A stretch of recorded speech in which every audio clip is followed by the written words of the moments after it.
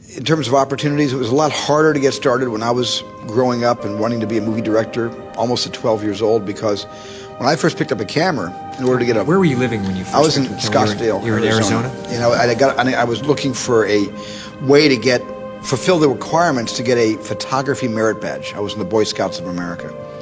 And the manual said... Did you want to be a filmmaker before that? No, I didn't want to be a filmmaker at all. I just wanted to be an Eagle Scout. That was my only aspiration, was want to get the highest rank I could in scouting.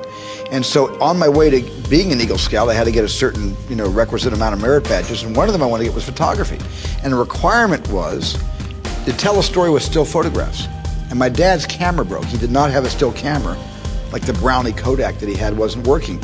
So but he did have an 8mm Kodak, 8mm movie camera. And I went to the Scoutmaster and I said, can we change the rules just so I can tell a story on film, because we don't have a still camera? And the Scoutmaster said, go ahead and do it. So I got 3 minutes worth of film, which is, by the way, all of those cameras used to take, these little 3-minute rolls of film. And I made this Western on a weekend. And I showed how did you edit? Did you camera cut? In camera cut, a little shot of my friends in cowboy outfits robbing a stagecoach, which was sort of an exhibit out front of a place called Pinnacle Peak Patio, a restaurant which is still there outside of Scottsdale. So how did you know to camera cut? I just figured, you do a shot in this direction of the bad guys with their guns and masks on, and my sisters played the damsels in distress in the stagecoach, giving away their costume jewelry, well, my mother's jewelry.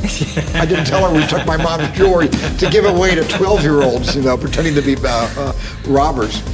And I made this little movie and then showed it to the Boy Scout troop that weekend, and they all went crazy for it. They screamed and applauded, and I suddenly got bitten by that bug, and I wanted to do this for the rest of my life. It was became so clear to me. But it was hard then, because to make movies, you had to pay for film and pay for developing of the film. So I had to go to my dad to say, Dad, I'll earn some money, but I can't earn all the money because I go to school. I can't get a job to earn the money to pay for all this equipment. So my dad helped me.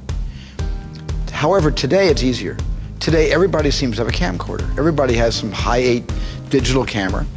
And it's a lot easier to get your hands on. You can buy that editing program for the computer. You can buy a software program for the computer and go out and make a movie and tell a story and figure out who you are as a storyteller. And so in a sense, it's easier today for young people to at least prove to themselves this is what they want to do for the rest of their lives, or at least in the interim of the rest of their lives.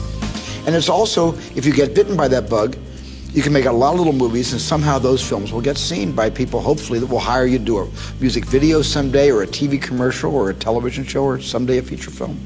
There are directors out there that can place a camera and sell a product, but can they tell a story that holds together and is compelling and original?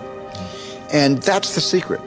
I'm more interested in a storyteller that doesn't know anything about where to put the camera than someone who knows everything about the camera but nothing about the story process. At some point, you're going to need to find your natural voice and find a way to give voice to who you are. And who you are, by the way, who you are is original. It just is, because you're not Tom, you're not me, and you're not your best friend, and you're not your teacher, you're not your parents. You are you.